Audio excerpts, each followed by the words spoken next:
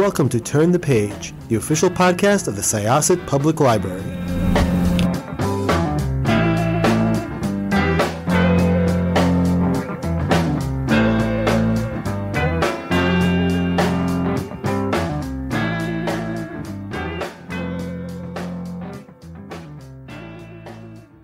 Welcome to Syosset Library's Turn the Page podcast. I am your host, Jessica, and I am here with the author of a really, really fun book. I myself am the first generation of Buffy fans. I was supposed to be going out with a friend when the first season of the season premiere, I guess, or the pilot of Buffy the Vampire Slayer had launched, and both me and my friend didn't do anything except for watch it. And then my friend called me an hour later and was like, "I'm so sorry that I am late. I'll come pick you up now. I was watching something embarrassing." And I was like, "Is it Buffy?" She's like, "It's Buffy."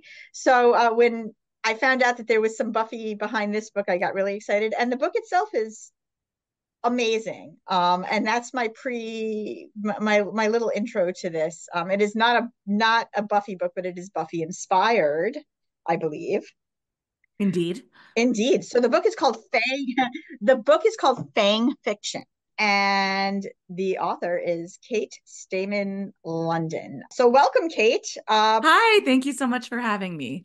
I am so excited to have you. Please tell us about FANG Fiction. Tell us about, obviously, where it came from and when you started writing it.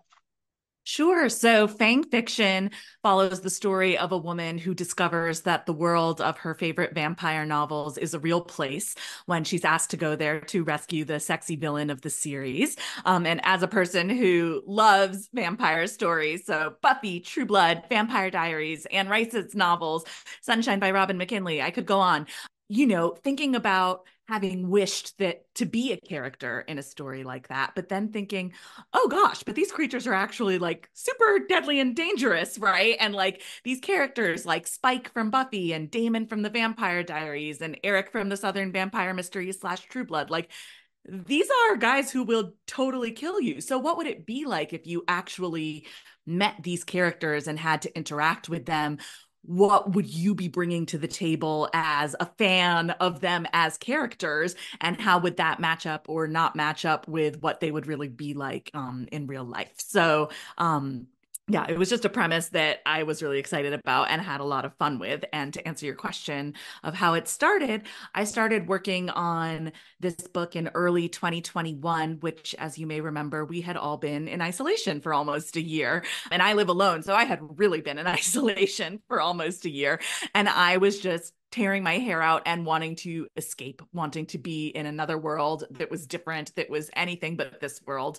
And I had been working on another novel. I didn't want to keep working on it. It was kind of depressing, and I just needed something that would make me happy. And my agent was like, "Well, what would you rather write instead?" And I was like, "A girl wakes up in Buffy." And she was like, "Okay, well, what would happen next?" And I was like, I don't know. I'm going to think about it." And then 3 years later, here we are.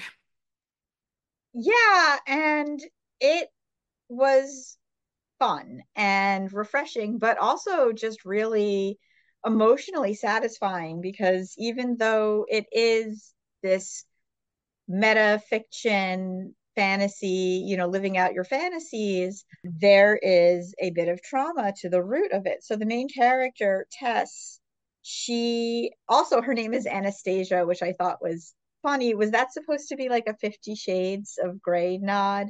No, no, it was more of Princess Anastasia from Russia reference, but it's more, she has this ornate, elaborate romance hero kind of a name, Anastasia, and she just goes by Tess. That the sort of duality between us of the kind of big, grand, romancy people we might wish we were and the real life people that we actually are. So that was kind of what her name was about.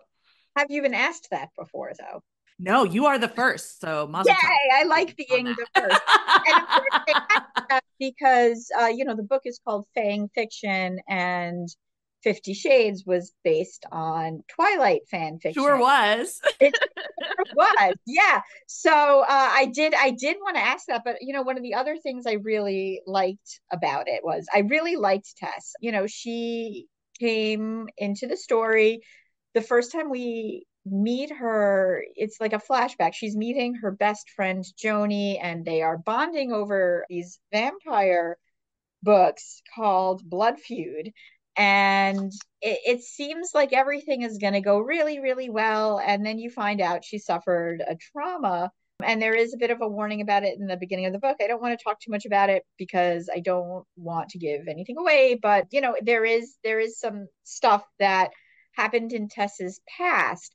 But one thing I really like about her name being Tess is I have heard that Tess also means essence. And, she really is just this really wonderful character who it's like her essence has been tamped down by what happened to her. And she regains her glow when she bumps into Octavia, uh, who is the female vampire. She is a British Korean vampire. She has a brother, Callum, and they are like the villains of Blood Feud. But Octavia is kind of awesome, and she sends Tess to the world of Blood Feud while Joni, who is the best friend, has to kind of figure out what's going on. And they were bonded by these books. They had a not really a falling out, more like a parting of ways that Jody didn't really understand. And she also has to rehash what's happening. And she runs into Octavia too, and mayhem ensues. So, man, was this a fun story. Both Joni and Tess were really, really good characters. But Callum and Octavia were just, oh my goodness, so much fun to write. And you really twist the tropes of what makes a villain and what makes a hero.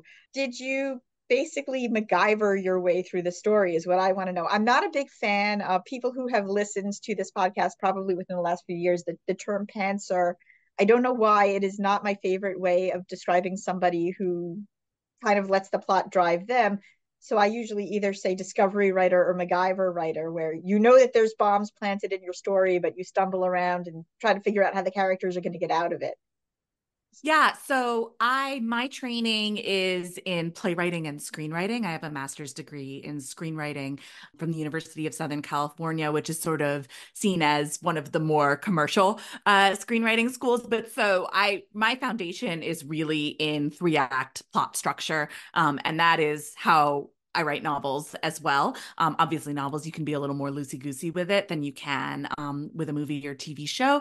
But I really like to know, what is my inciting incident? What is my end of Act 1? What is my goal for Act 2? What is my midpoint twist? What is my end of Act 2 low moment? What is my third act twist? And also, but keeping all of that rooted right always in character arc. And the question that I heard once that I find to be the most helpful is, what can your character do at the end of the story that they could not possibly have done at the beginning of the story? And why is this the only thing that could have gotten them from point A to point Z?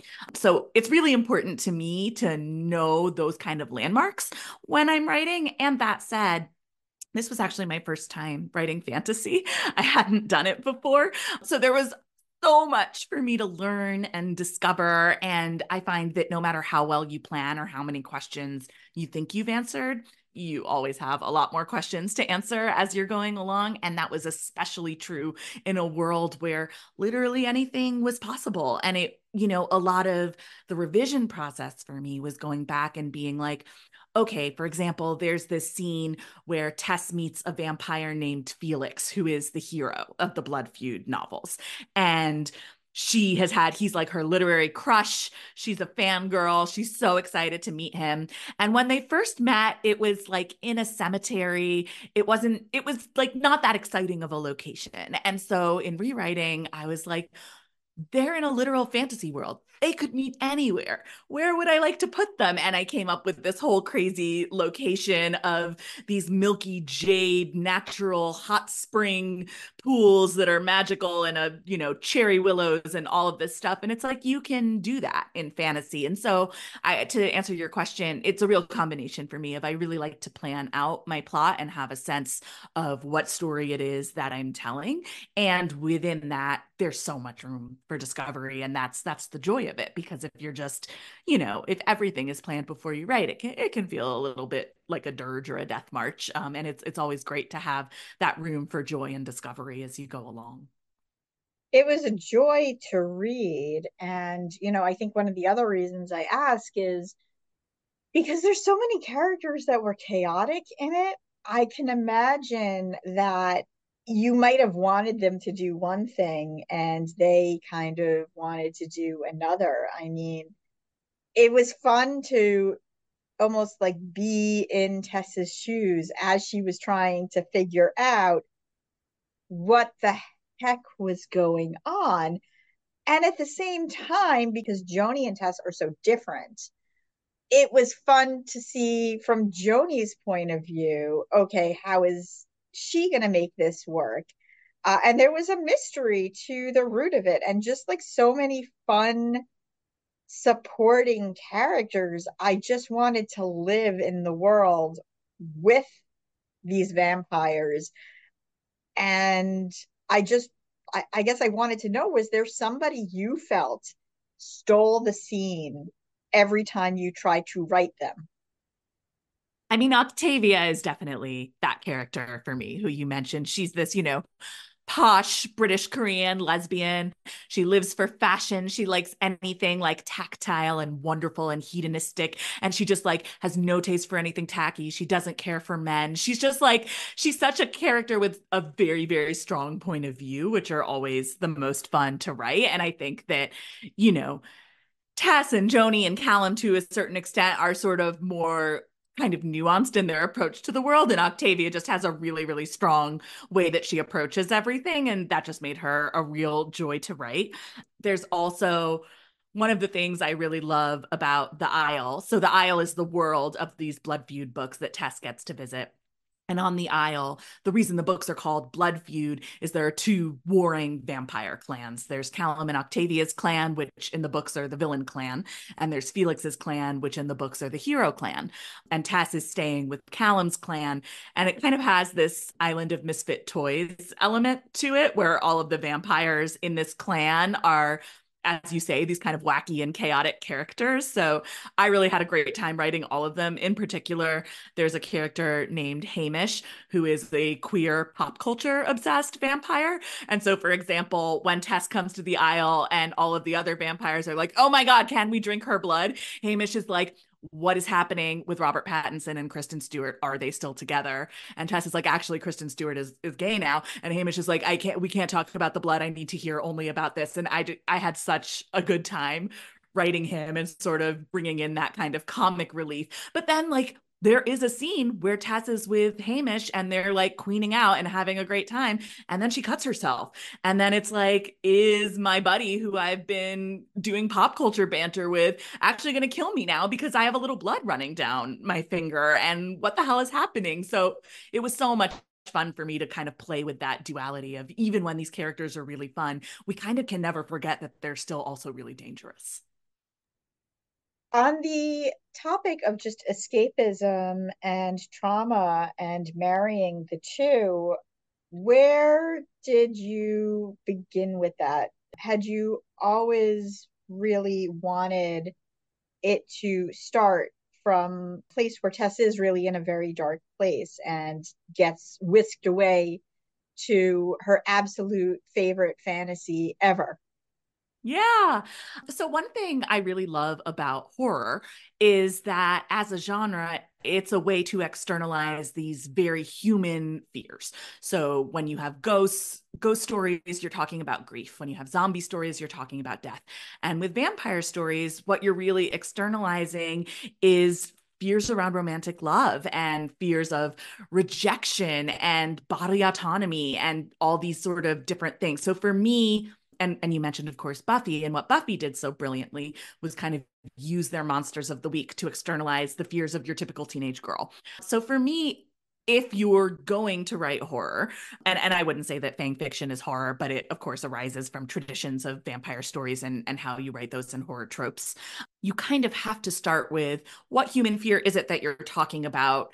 What fear are you overcoming in terms of sort of how you interact with whatever the monster or the scary thing is in the story. So I did know that I wanted to tell a story about, and I say this in the author's notes, so I don't think it's a spoiler, about a sexual assault survivor. And a vampire story was also, so when I had that idea of a girl wakes up in Buffy, it kind of was like, oh, wait, this actually works better than I thought, where this is a story that kind of naturally the tropes of this genre and the way this genre works really lend itself to the emotional journey. And then I'm also a writer who really likes to work from theme, and theme really influences. I was taught that if you're working from theme, you can look at any given scene in your story and ask yourself, well, does this relate to the theme? And you kind of then have a North Star for knowing, is this scene, am I on the right track with it? And for me in fan fiction, themes of kind of living in darkness and letting in light were the themes I wanted to operate with. And again, vampires, right? Creatures that literally live in the darkness and die if they let in the light became such a great way to externalize that theme. And thinking also about Tess has PTSD. She has this really severe insomnia. She's dropped out of grad school. She's working the night shift at a hotel. There are literal themes of darkness and light in her life in terms of she used to live during the day and now she lives at night, kind of like a vampire. So that became another really great way to address the kind of story I wanted to tell. I loved it so much. I will be talking about it constantly. But I must know before we sign off, there's a bunch of things I need to know. First of all, who Great, I'm ready. yeah, but this is about you and some of your favorites. So who are your favorite Buffy characters? I mean, I think anyone who reads this book will not be surprised to learn the answers are Spike and Cordelia. But I also do have a very big soft spot for Tara, and it is especially meaningful to me that Amber Benson, who played Tara on Buffy the Vampire Slayer, narrated the audiobook of Fang Fiction, which is like, I literally had to lie down on the floor. I was so excited. Absolute dream come true. Tara is one of my favorite characters. I have to say, I'm also I am an Anya fan. Oh my Anya, God, I love Anya. Anya, Huge mistake on my. I mean, I love them all. You know, I love Giles. I love Clem. There are very few Buffy characters I don't feel extremely warmly toward, except Riley, who's a tough one. I, I'm Poor gonna put Riley. it out there. I'm not a big fan of Xander. Uh, he he Oh, you he's know, living Xander very hasn't. different He as hasn't an aged adult. great. No, he has not. And I remember, that first night that I sat in my parents' bedroom watching that first episode of Buffy, I was like, oh, he's really dreamy. And then much later on, I rewatched it as an adult with in a healthy Hmm. relationship, and I was like, oh, he is not great. But I will also say I am, for similar reasons, because I do think they play on similar themes, and I am not a Warren fan. Warren is horrible. Well, sure. I mean, I think we can all agree that Warren is horrible. But Warren Andrew and is Jonathan are pretty great. So 2 out of 3 for the nerds. redeemable, but Warren not so much. Yeah, but I do love them. I love Willow. She was just, she had a really great character arc. But I have to put out there Harmony. Harmony is a dark horse for me. I adore her. I think about her and I just like cannot stop laughing. So yeah, Harmony is wonderful. And I will say to readers of Fang Fiction, among the misfit toys on the aisle, there are 2 teenage girl vampires, and they are my tribute to Harmony, for sure. I knew it. I knew it. So And it's also just like teenagers in general. Teenage girls are just like terrifying. So I really liked the idea that it's like, oh, are these 2 characters terrifying because they're literal vampires, or are they just terrifying because they're teenage girls and they're so mean sometimes? Yeah. So the other question I have is, this book is called Fang Fiction, which is very clever. Thank And you. you don't have to give us any more information other than a yes or no, but have you ever written fan fiction? I have not, actually. I haven't. I know. I know. It's like, I think I wasn't quite aware enough that that was something I could do, or I certainly would have done it. But I was like very into the AOL chat rooms, was really where I got myself into a lot of trouble during those formative years. And I was like a little too early for Tumblr in terms of when I grew up. So I kind of missed my fan fiction shot, but certainly not a stretch to say I was the sort of teenager who would have enjoyed writing fan fiction very much. Well, Fang Fiction is amazing. It is due out October 1st. It is something I think that will transcend lovers of all different genres. Will you be writing in this world again? Because I would love to delve back into it. I don't know. I think my next idea I'm working on is a contemporary to give myself a little bit of a break from just the arduous. I have really a newfound I've always loved fantasy writers and had a great deal of admiration for them, but now having done it myself, I'm like, oh my God, this is so hard. You have to answer 50,000 questions about literally every single choice that you make. So I'm working in the real world for a second, but I do have some more fantasy ideas that I'm excited about. So I don't know. Hopefully one day I'll get back to this world. Thank you so much. This was Jessica with Syosset Libraries Turn the Page podcast. Our guest today was Kate Stayman-London. And we are going to close this chapter of Turn the Page. It's time to close this chapter of Turn the Page. Join us for the next episode.